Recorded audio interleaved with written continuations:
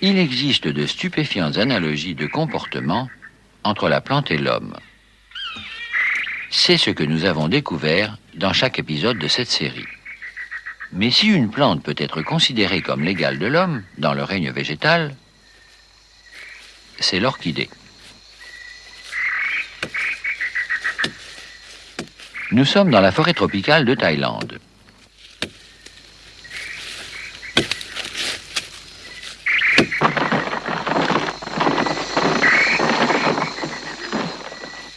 Cet homme est l'un des derniers représentants d'une race qui s'est livrée pendant des années à une sorte de génocide.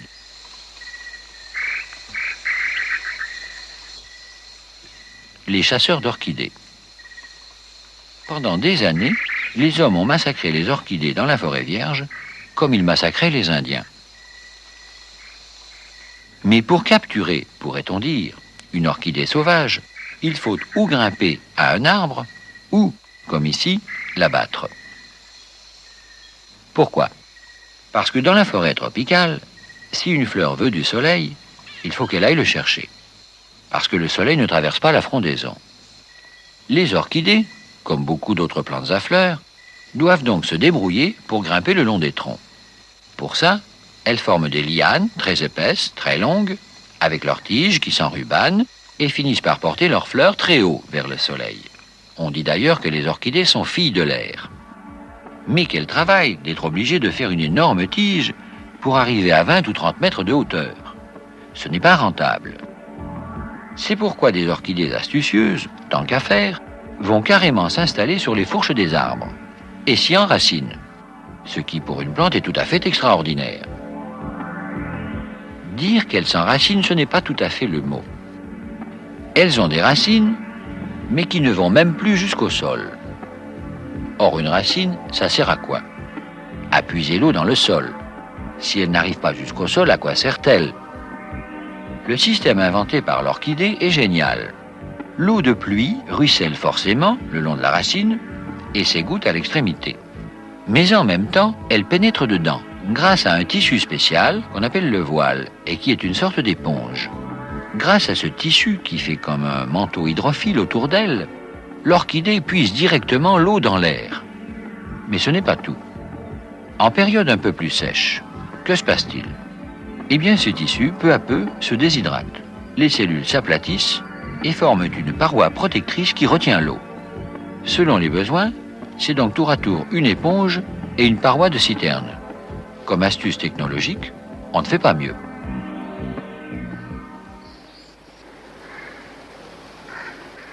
Juillet. 2000 mètres d'altitude. Nous sommes dans les Alpes du midi de la France, à quelques kilomètres de la Méditerranée. Avec Jean-Marie Pelt, nous partons à la recherche des orchidées européennes. Car, on le sait peu, il existe des orchidées partout et sous tous les climats. Généralement, on passe devant sans les voir. Pourquoi ? Parce qu'elles sont petites, modestes. Elles n'ont pas besoin de grimper comme dans la forêt vierge. Elles trouvent le soleil en poussant dans l'herbe avec les boutons d'or. Alors une question se pose. Entre ces modestes orchidées des régions tempérées et les orchidées lianes de la forêt vierge, qu'y a-t-il de commun ? Eh bien, c'est qu'elles ont toutes inventé, toutes ce qui veut dire 20 000 espèces d'orchidées différentes, le même type de fleur. Une fleur extraordinairement sophistiquée, mise au point, semble-t-il, tout exprès pour vivre en bonne intelligence avec les insectes.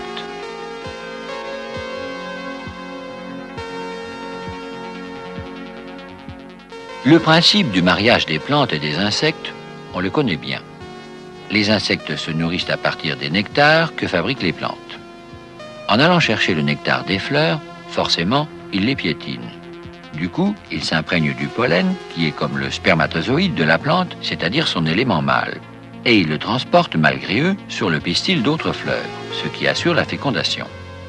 L'homme n'a pas besoin, lui, d'un messager pour faire parvenir son pollen à une femme. Mais chez les plantes, il n'y a pas de contact entre les sexes. Il faut donc un intermédiaire, c'est l'insecte.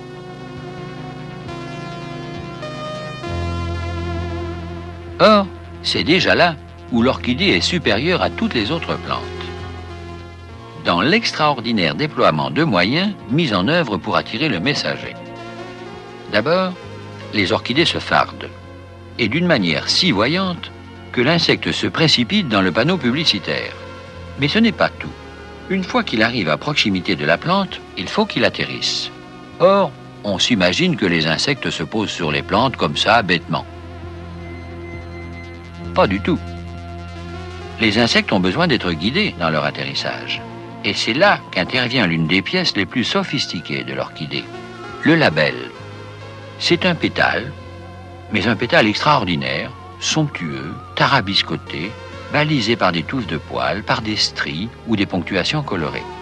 L'insecte voit cela exactement comme un pilote voit la piste d'un aéroport et il suit les balises.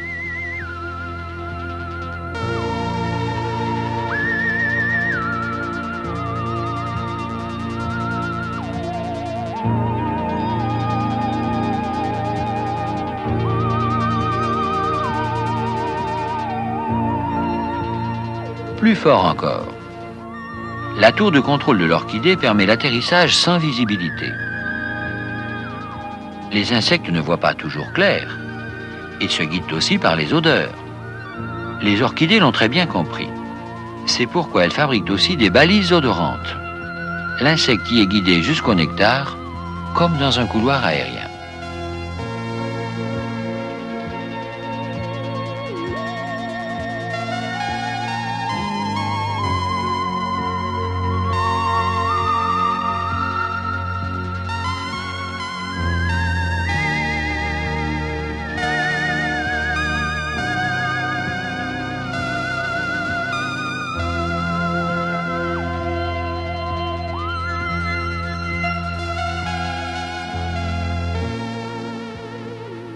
Alors où est-il, ce nectar? Très souvent, il est caché dans une espèce d'éperon plus ou moins allongé, comme au fond d'une corne d'abondance. Le problème, pour l'insecte, c'est d'arriver à le puiser au fond de cet éperon, avec sa trompe. Mais voici par exemple un éperon incroyablement long. C'est celui d'une orchidée malgache, l'angrécum. Quel insecte peut bien avoir une trompe assez longue pour aller jusqu'au fond? On a fini par le trouver. C'est un gros sphinx avec une trompe interminable. À ce propos, savez-vous que la vanille est une orchidée? Et connaissez-vous son histoire? Depuis longtemps, elle était récoltée au Mexique. Et puis, on a voulu la cultiver dans l'océan Indien. On l'a donc introduite, notamment aux Comores. Elle y a bien poussé, c'est une liane, il suffisait de lui donner des supports, mais on n'a jamais obtenu la moindre gousse de vanille. On s'est demandé pourquoi, et on s'est aperçu que tout simplement, la vanille n'était fécondée que par un type d'insecte qui n'existe qu'au Mexique, le mélipone. Alors on a importé l'insecte dans l'océan Indien, mais voilà qu'il ne s'y est pas adapté. Il a fallu qu'un jeune noir invente une méthode artificielle de fécondation. Avec des petites pincettes, on prend le pollen et on le pose sur la partie réceptrice de la fleur, le stigmate. Grâce à quoi, la vanille donne des gousses. Mais vous voyez le danger, si l'homme n'intervenait pas, et si l'insecte disparaissait. Des orchidées aussi spécialisées ne pourraient plus se reproduire. Elles sont coincées.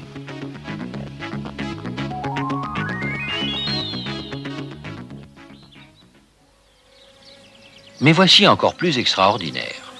Ça devient fabuleux et même un peu inquiétant.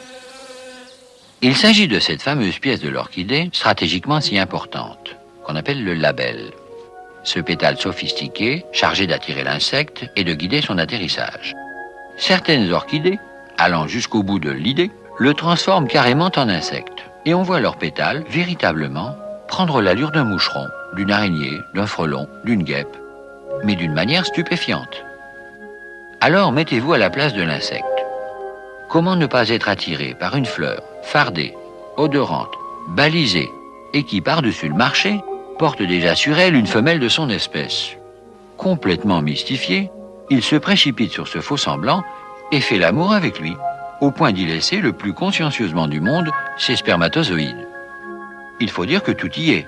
La forme, la couleur, le toucher, les poils du labelle de l'orchidée adoptant la même disposition que les poils de la femelle de l'insecte. et aussi l'odeur. L'orchidée va jusqu'à fabriquer le parfum dont se sert la femelle de l'insecte pour attirer son mâle. Autrement dit, elle synthétise le parfum de l'insecte comme nos parfumeurs industriels synthétisent le parfum des fleurs. Le label piège de l'orchidée, en fin de compte, c'est la poupée des sex shops, en beaucoup plus perfectionnée.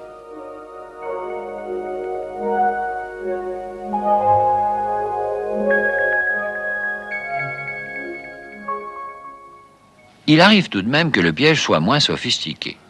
Exemple, le sabot de Vénus. C'est une orchidée d'Europe.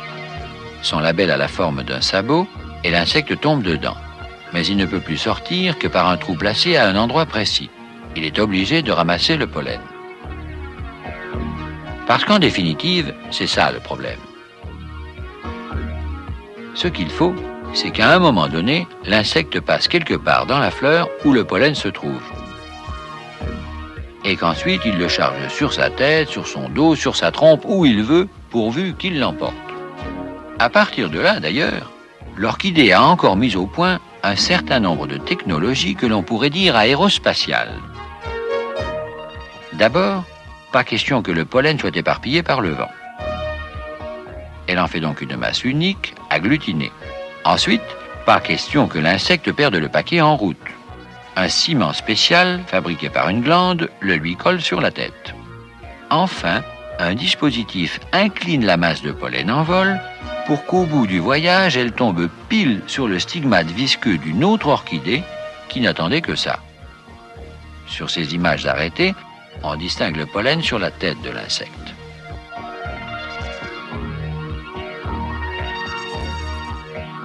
C'est seulement après ce fantastique voyage aérien qui a demandé tant de technologie, que l'acte sexuel entre deux orchidées lointaines peut enfin commencer.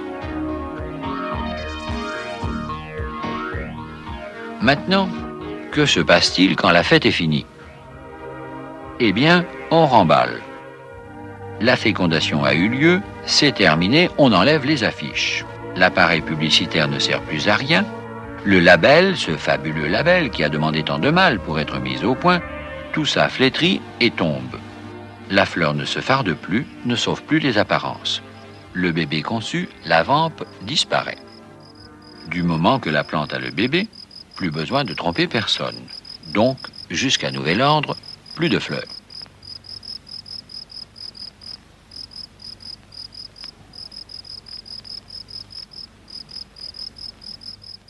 C'est bien pourquoi les cultivateurs d'orchidées mettent de gros ventilateurs dans les serres, pour chasser les insectes qui viendraient féconder les fleurs, ce qui les tue aussitôt. Maintenant, que se passe-t-il quand une orchidée est fécondée? Il y a, dans le ventre de la fleur, un petit œuf qui est contenu dans une graine. Alors comment ça marche? Eh bien, c'est curieux.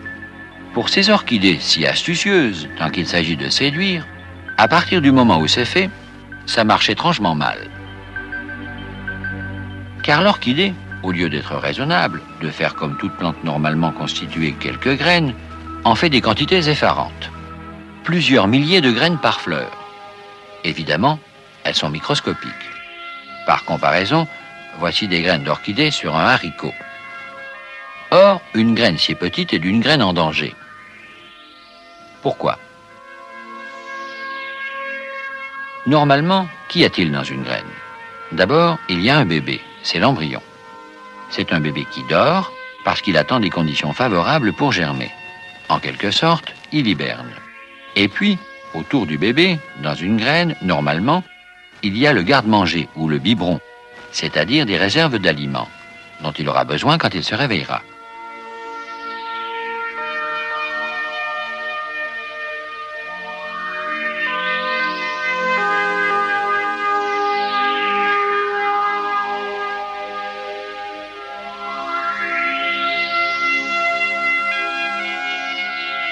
Voilà donc une graine normale, l'embryon et la réserve autour. Or, le bébé de l'orchidée est tellement petit qu'il est très mal formé. C'est à peine un petit fœtus formé d'un petit amas de cellules et il n'y a rien autour. Résultat, Quand le moment de la germination vient, que le bébé se réveille, sa situation est tout de suite dramatique. Comment voulez-vous qu'il aille planter une racine dans le sol? Il n'a pas de quoi faire une racine. Rien à manger dans sa graine. Alors, l'orchidée est obligée de trouver une nourrice pour son bébé. La nature fait circuler, à proximité de l'orchidée, dans le sol, un champignon. Et ce champignon va nourrir le bébé orchidée, avec une paille, un filament par lequel il lui transmet ce qu'il tire du sol. Ainsi, une vie en commun s'organise entre le bébé orchidée qui grandit et le champignon qui lui sert en fait de racine et qui l'alimente. Mais voici l'ingratitude des enfants. Quand elle a grandi, la petite orchidée, qu'elle a planté sa propre racine, évidemment, le champignon, elle n'en a plus besoin. Alors elle a tendance à l'envoyer promener. Mais le champignon, lui, n'a pas du tout envie d'être éjecté. Le voilà qui s'incruste. Alors se développe une sorte de méchante compétition. C'est un peu ce que disait un humoriste des femmes. On ne peut ni vivre avec, ni vivre sans. Pour que son champignon ne soit pas trop envahissant, l'orchidée fabrique de grosses racines tuberculisées, qui d'ailleurs donnent leur nom à la famille. Orchis, en grec, cela veut dire testicule. Parce que les orchidées ont souvent 2 racines rondes dans le sol. C'est leur réaction, apparemment, contre l'envahissement du conjoint champignon.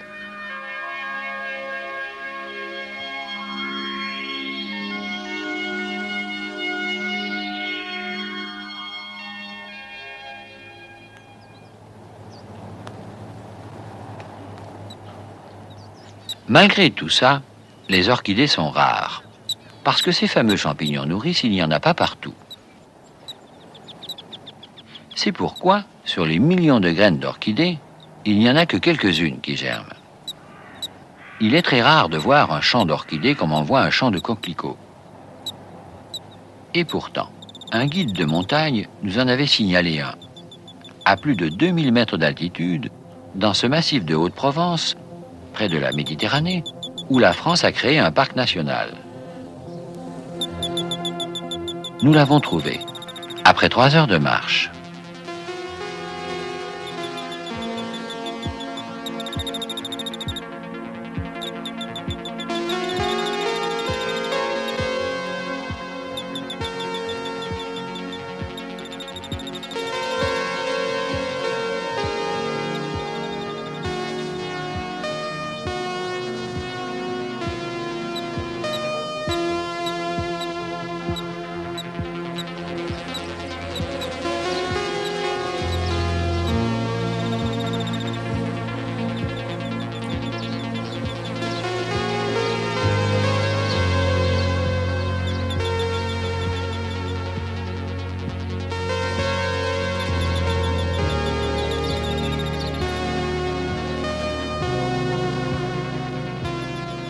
Mais savez-vous que certaines orchidées régressent, comme les vieillards qui retombent en enfance, au point d'en avoir perdu leur chlorophylle?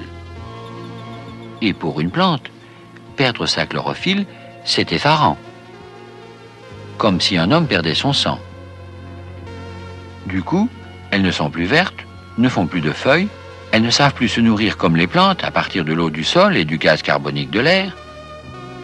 Il ne leur reste plus qu'à se nourrir de cadavres d'animaux et de plantes, exactement comme les champignons et comme les hommes. Qui pourrait deviner que cette petite néocie des forêts tempérées, qui a renoncé à la beauté, qui a renoncé aux insectes pour se féconder, est une orchidée, à qui il est arrivé cette aventure invraisemblable?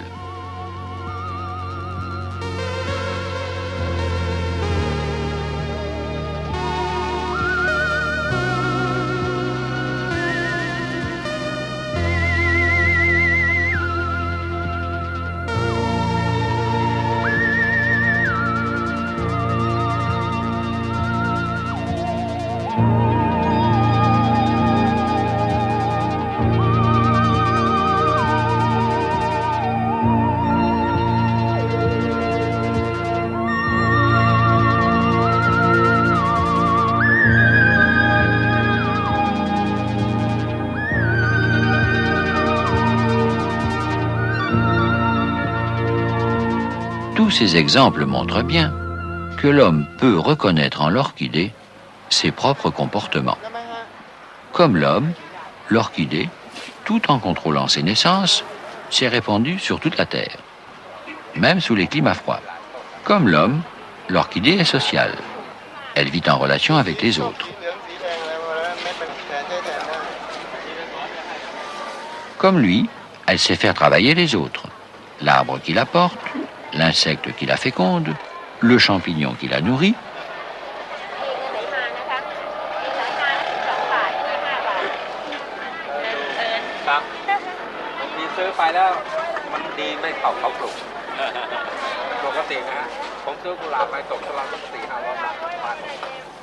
Maintenant, elle fait même travailler l'homme, son ancien destructeur, qui ne lui fait plus la guerre, mais l'amour.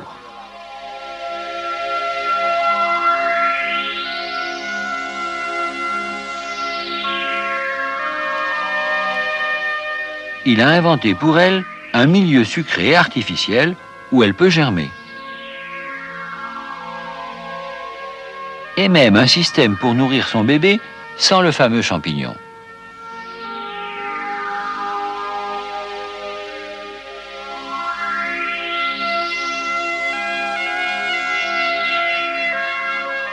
Grâce à quoi, un pays comme la Thaïlande, par exemple, exporte plus de 100 millions d'orchidées par an.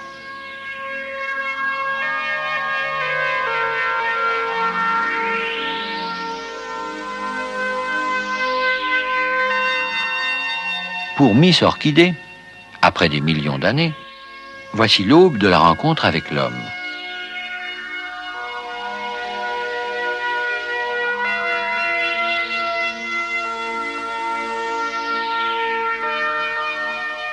Et cette rencontre est normale. Elle devait arriver.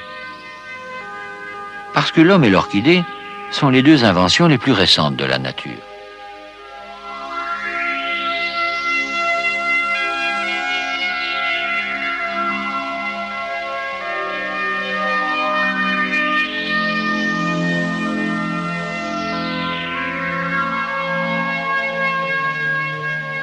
On peut imaginer le règne animal et le règne végétal comme deux immenses montagnes qui s'enracinent dans le continent de la vie. Et au sommet de ces deux montagnes, il y a ce qu'on trouve de plus sophistiqué, de plus récent. Ce qui vient d'arriver sur Terre, il y a seulement quelques millions d'années. D'un côté, l'homme, de l'autre, l'orchidée.